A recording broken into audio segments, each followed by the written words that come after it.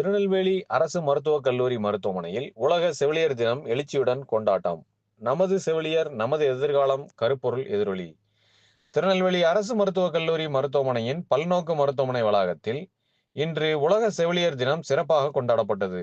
மருத்துவக் கல்லூரி முதல்வர் டாக்டர் ரேவதி பாலன் தலைமையில் நடைபெற்ற இந்த நிகழ்வில் தலைமை செவிலியர் கண்காணிப்பாளர் ராம ஜெயராணி மற்றும் பாலசுப்பிரமணியன் ஆகியோர் முக்கிய பங்கேற்பாளராக கலந்து கொண்டனர். இந்த ஆண்டு உலக செவிலியர் தினத்தின் கருப்பொருளான நமது செவிலியர் நமது எதிர்காலம் என்பது குறித்து விரிவாக கருத்துக்கள் பரிமாறப்பட்டன. செவிலியர்கள் தங்கள் உரையில் எந்தவிதமான மனநிலையில் இருந்தாலும் தங்களை முழுமையாக நம்பி வரும் நோயாளிகளிடம் எப்பொழுதும் இன்முகத்துடன் அர்ப்பணிப்புடனும் பணியாற்றி வருவதாக நெகிழ்ச்சியுடன் தெரிவித்தனர். கண்ணுக்கு தெரியாத கொடிய நுண்கிருமியான கொரோனா பெருந்தொற்று காலத்தில் செவிலியர்களின் தன்னலமற்ற சேவை மகத்தானது என்பதை அனைவரும் ஒருமனதாக நினைவு கூர்ந்தனர். ஒவ்வொரு நோயாளியின் முகத்தையும் பார்த்து அவர்களின் நோயின் தீவிரத்தை உணர்ந்து மருத்துவர்களின் ஆலோசனைப்படி பல ஆண்டுகளாக சிகிச்சை அளித்து வருவதாகவும் அவர்கள் பெருமிதத்துடன் குறிப்பிட்டனர்.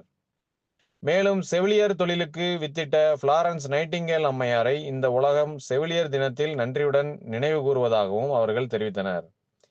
நிகழ்வின் நிறைவாக செவிலியர்கள் அனைவரும் கையில் மெழுகுவர்த்தி ஏந்தி கைவிளக்கு ஏந்திய காரிகை என்று போற்றப்படும் பிளாரன்ஸ் நைட்டிங்கேலின் தியாகத்தையும் சேவையையும் போற்றும் விதமாக மருத்துவமனை வளாகத்தில் விழிப்புணர்வு பேரணி நடத்தினர். இந்த பேரணி செவிலியர்களின் அர்ப்பணிப்பு உணர்வையும் மருத்துவத்துறையில் அவர்களின் இன்றியமையாத பங்கையும் உணர்த்துவதாக அமைந்தது.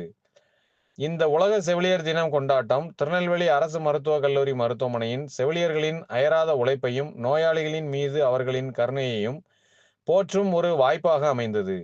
நமது செவிலியர்கள் நமது எதிர்காலம் என்ற கருப்பொருளுக்கு ஏற்ப செவிலியர்களின் நலன் காக்கப்பட வேண்டும் என்றும் அவர்களுக்கு உரிய அங்கீகாரம் வழங்கப்பட வேண்டும் என்றும் நிகழ்வில் வலியுறுத்தப்பட்டது.